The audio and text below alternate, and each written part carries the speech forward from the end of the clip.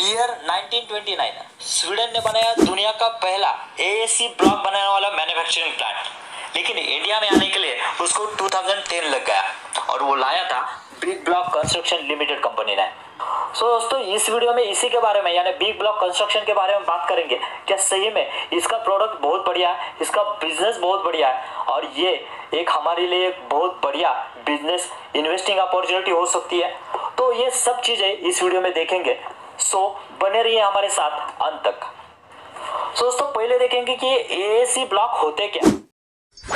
तो हम यहाँ पे पिक्चर में देख सकते हैं, ये है एएसी ब्लॉक और ये जो है ये रेड ब्रिक्स से लिए रिप्लेस किए जाते हैं। यानी यहाँ पे रेड ब्रिक्स पहले यूज हुआ करती थी, अभी ये एएसी ब्लॉक यूज होते हैं। और इसका फुल फॉर्म देखेंगे तो ऑटोक्लेव एरेटेड कंक्रीट ब्लॉक।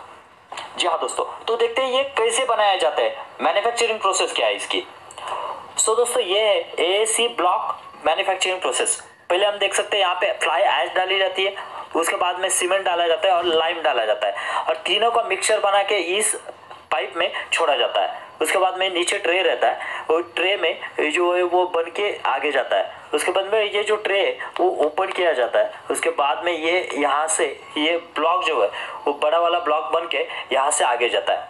जब भी ये आगे जाता है तो यहाँ से जो है ये कटिंग होता है, यहाँ से कटिंग होके छोटे छोटे, हमने इससे पहले जो ब्लॉक देखे थे छोटे छोटे, ऐसे ब्लॉक जो है यहाँ पे बनाए जाते हैं।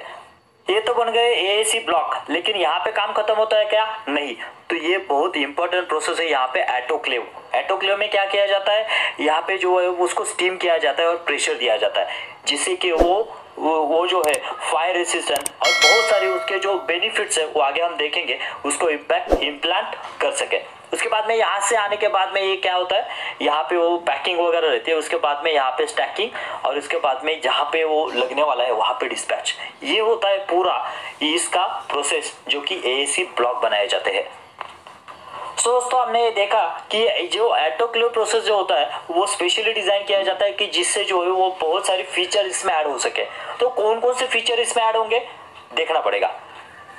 दोस्तों ये उसके फीचर्स हम देख सकते हैं यहाँ पे। एएसी ब्लॉक जो होते हैं वो कंपैरेटिवली रेड ब्रिक्स की तुलना में बहुत लाइट वेट होता है। उसके बाद में प्राइस भी उसका नियर अबाउट 130 होता है। उसके बाद में थर्मली इफिशियंट होता है। उसके बाद में increase the floor space area, यानी फ्लोर स्पेस का जो है वो एरिया हमें ज़्यादा मिलता है। और ये बहुत इंपॉर्टेंट पॉइंट है, अर्थक्वेक रेजिस्टेंस हमें यहाँ पे इस एएसी ब्लॉक में हमें यहाँ पे मिलता है। वाटर एब्सॉर्प्शन देखेंगे तो वो भी कम है। उसके बाद में साउंड एलिवेशन, तो वो भी हमें जो है, हम अगर वॉल को अगर साउंड ये करते हैं तो उससे जो है वो रिफ्लेक्शन कम आएगा, वो एब्सॉर्ब कर लेता है। उसके बाद में एनर्जी एफिशिएंट। एनर्जी एफिशिएंट मतलब क्या, जब भी हम आगे देखेंगे कि कैसे ये एनर्जी एफिशिएंट का काम करता है। उसके बाद में ये भी एक बहुत इंपॉर्टेंट पॉइंट है जो कि फायर रेजिस्टेंस, फायर आग लगती नहीं है इसको जल्दी। उसके बाद में हाई स्ट्रेंथ, इसकी स्ट्रेंथ भी ज़्यादा है कंपैरेटिवली टू रेड ब्रिक्स। उसके बाद में पेस्ट कंट्रोल, और ये सभी चीज़ें जो है वो इसको प्लस पॉइंट बनाती है according to the red bricks. अगर पीयर टू पीयर कंपैरिजन देखना है रेड ब्रिक्स का, लेट्स सी। दोस्तों देखते हैं कि एएसी ब्लॉक और रेड ब्रिक्स में पीयर टू पीयर कंपैरिजन करने के बाद में क्या रिजल्ट आता है। Okay let's see.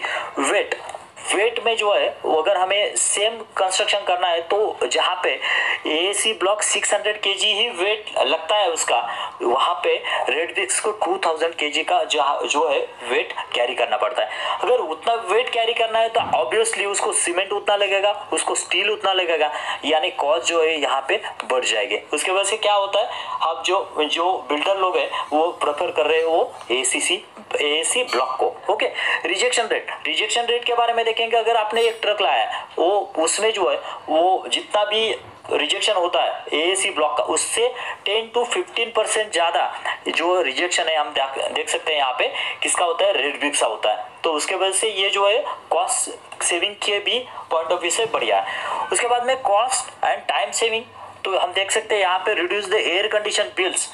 क्यों एयर कंडीशन का बिल हम यहाँ पे रिड्यूस कर सकते हैं, because of excellent thermal isolation. Thermal isolation जो है इसका बढ़िया है, सो हमारा जो है टाइम एंड कॉस्ट सेविंग भी होगा। उसके बाद में साइज, ये इसकी साइज जो है वो वेरियस साइज में यहाँ पे हमें अवेलेबल होने को दिखता है। अगर वेरियस साइज में अवेलेबल है तो उसके अकॉर्डिंगली कंस्ट्रक्शन जो है वो फ्लेक्सिबल रहेगा और रैपिडली कंस्ट्रक्शन जो है वो कर सकते हैं यहाँ पे। उसके बाद में इन्वायरमेंटल इम्पैक्ट के ऊपर क्या डाला जाता है, तो हम देख सकते हैं 65 रॉ मटेरियल जो है वो फ्लाई और वेस्ट से बनाया जाता है। यानी यहाँ पे जो है वो एग्रीकल्चरल सॉइल जो हम रेडी टू स्ले यूज करते हैं वो यूज की नहीं जाती है। यानी जो डालने वाला मटेरियल है या फिर यूज न होने वाला मटेरियल है यहाँ पे यूज किया हो जाता है। और इसके अलावा क्या है, यहाँ पे जो है वो कोल का जो है 130 कोल यहाँ पे यूज किया जाता है। जब भी हम वो ब्रिक्स जो है वो प्रोसेस करते हैं 130 कोल जो है यहाँ पे प्रोसेस किया जाता है। जब भी हमारा कोई रोड बनता है तो उसके बगल में होता है पेट्रोल पंप, उसके बगल में आते हैं होटल्स, उसके बगल में आते हैं मॉल्स और उसी के नजदीक में आते हैं यहाँ पे रेसिडेंशियल एरिया। और ये सब बनाने के लिए हमें क्या लगता है, ब्रिक्स लगते हैं। इसी वजह से जब भी रैपिड कंस्ट्रक्शन करना पड़ेगा तो हमें इसी को यानी बिग ब्लॉक को ऑर्डर मिलेंगे। सो आप कहेंगे फ्यूचर तो बहुत बढ़िया है इस बिजनेस का, लेकिन अभी हाल ही में कस्टमर कौन से है इसके पास, देखना चाहेंगे, लेट्स सी। दोस्तों इसके पास हम देख सकते हैं यहाँ पे अदानी रियलिटी जो कि बहुत पोर्ट बनाता है या फिर बहुत सारे कंस्ट्रक्शन में वो इन्वॉल्व है। उसके बाद में लोधा बिल्डर्स ये की जो कि एक जाना माना और बैंगलोर, पूना, मुंबई या फिर बड़े बड़े सिटीज में इसका जो है वो प्रेजेंस रहता है। उसके बाद में लार्सन एंड टूर्बो जो कि कंस्ट्रक्शन में हेवी इक्विपमेंट है, बहुत बढ़िया कंपनी है। और इसके साथ में भी इंडिया बुल्स रियल इस्टेट और ये बाकी की भी बहुत सारी कंपनियां इसमें इन्वॉल्व है। इतना ही नहीं, हम देख रहे थे कि सीमेंट लेके फिर ये बनाया जाता है। अरे भाई सीमेंट वाली कंपनियां भी इसमें इन्वॉल्व है। देखिए एसीसी सीमेंट, अंबुजा सीमेंट ये भी इससे माल लेती है। ओके तो सो दोस्तों ये है उसके बहुत बढ़िया क्लाइंट डिटेल्स। और देख सकते हैं हम यहाँ पे जो कंस्ट्रक्शन या फिर साइड यहाँ पे दिखाई जा रही है, लोढ़ा ग्रुप ने ये जो है प्रोजेक्ट कंप्लीट किया है। और यहाँ पे हम देख सकते हो पलावा टाउनशिप, उसके बाद में कोकानिया ग्रुप, उसके बाद में L&T, Lodha group, Regency group, ये जो सभी प्रोजेक्ट जो है वो एएसी ब्लॉक से ही बनाए गए हैं। सो भाई ये क्लाइंट लिस्ट तो बढ़िया है, लेकिन कंपनी का कुछ एक्सपेंशन प्लान भी है या फिर यहीं पे रुकने वाली है, तो नहीं दोस्तों, एक्सपेंशन प्लान भी है। Let's see. तो हम अगर फ्यूचर एक्सपेंशन के बारे में देखेंगे दोस्तों, तो पहले देखेंगे कि एग्जिस्टिंग में क्या करती है कंपनी, कहाँ पे प्लांट है कंपनी के। तो कंपनी के 3 प्लांट है। ये तो है पहला उमरगांव वापी, जहाँ पे जो है कंपनी की कैपेसिटी जो है 3,25,000 क्यूबिक पर एनम। उसके बाद में जो है कपड़वंश अहमदाबाद में जो कि 2,50,000 क्यूबिक पर मीटर पर एनम। और उसके बाद में वाड़ा महाराष्ट्र में भी है जो कि 2,50,000 क्यूबिक पर एनम। ये तो होगी एग्जिस्टिंग कैपेसिटी। उसके बाद में कंपनी जो है वो अपना जो है अपकमिंग एक्सपेंशन भी लाने जा रही है या फिर है जो कि आने वाला है। जो वाड़ा में होगा एक्सपेंशन वो है 2,50,000 क्यूबिक पर एनम। और इसके बाद में कपड़वंज में है वो 3 lakh cubic per annum. Okay जब भी ये एक्सपेंशन के बाद में क्या होगा, देखिए दोस्तों कैपेक्स जो है वो 75 करोड़ का कैपेक्स लाने जा रही है। उसके बाद में सब्सिडी कितनी मिल रही है गवर्नमेंट से, 60% की सब्सिडी मिल रही है। उसके बाद में एक्सपेंशन के बाद में जो कंपनी है अभी सेकंड लार्जेस्ट एएसी ब्लॉक बनाने वाली कंपनी है। लेकिन जब भी ये पूरा एक्सपेंशन कंप्लीट होगा तो India's most AAC manufacturing block company ये बन जाएगी। उसके बाद में the plant together still generate 3 lakh ton carbon credit every year. Carbon credit जो कि मैंने अभी बताया नहीं है, ये जो है कार्बन क्रेडिट मिलता है कंपनी को। ओके कार्बन क्रेडिट का मतलब क्या होता है, इससे कंपनी को जो है वो जो है इन्वायरमेंट फ्रेंडली ये कंपनी जो है काम कर रही है उसको कार्बन क्रेडिट का ये रेटिंग मिलता है। और जैसे जैसे ये रेटिंग बढ़ता जाएगा वैसे वैसे कंपनी का जो है वो बिजनेस ग्रो होता जाएगा और इनकम उनसे भी एडिशनल इनकम उससे जनरेट कर पाएगी कंपनी। सो दोस्तों ये है पूरा कंपनी का एक्सपेंशन प्लान जो कि आने वाले 2023 के एंड में या फिर 24 के फर्स्ट क्वार्टर में ये कंपनी जो है बन जाएगी India's largest manufacturing of the AAC block. So दोस्तों फ्यूचर प्लान तो बढ़िया है, लेकिन सही में इस कंपनी के फंडामेंटल सही है, सही में काम कर रही है, देखना चाहेंगे, लेट्स सी।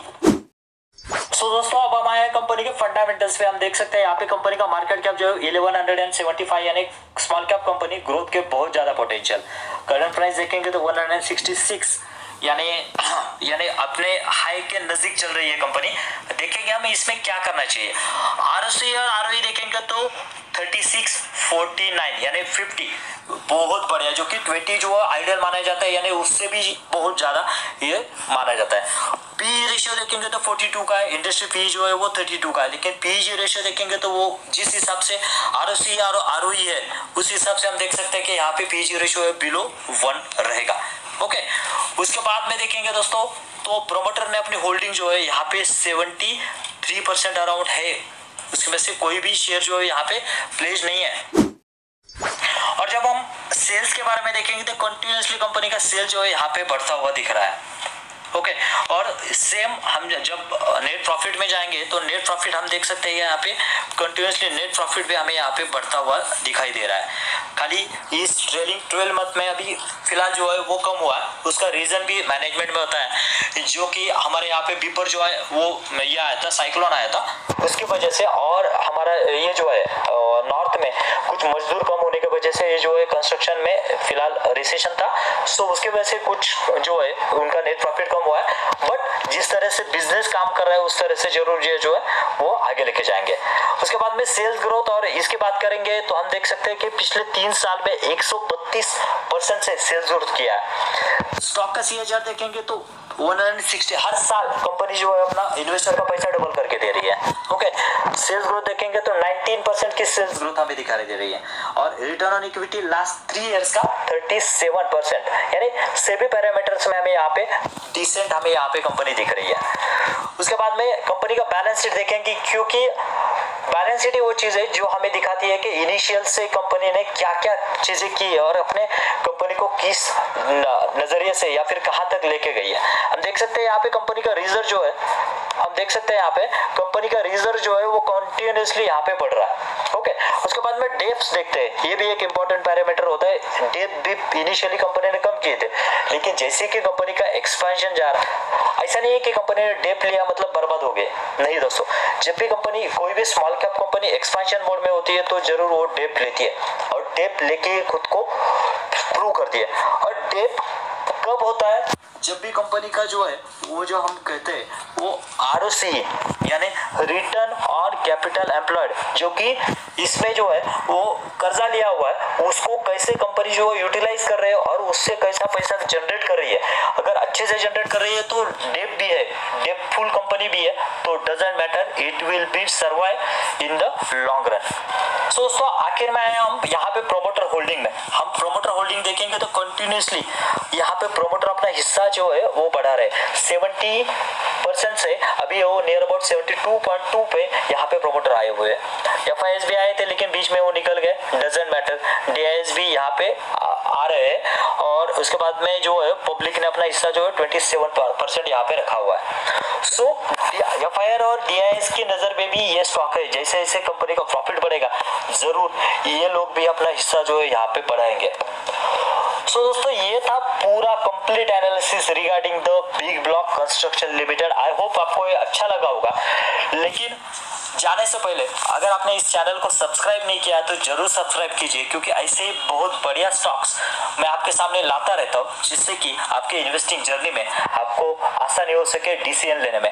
और ये मेरा कोई भी एडवाइस नहीं है या फिर रिकमेंडेशन नहीं है कि आपने ये स्टॉक जो है जाके बाय करना ही चाहिए। आपकी खुद की एनालिसिस कीजिए, आपका खुद का कन्विक्शन बनाइए, उसके बाद में इसको बाय कीजिए। Okay, thanks for joining, let's see, sign out.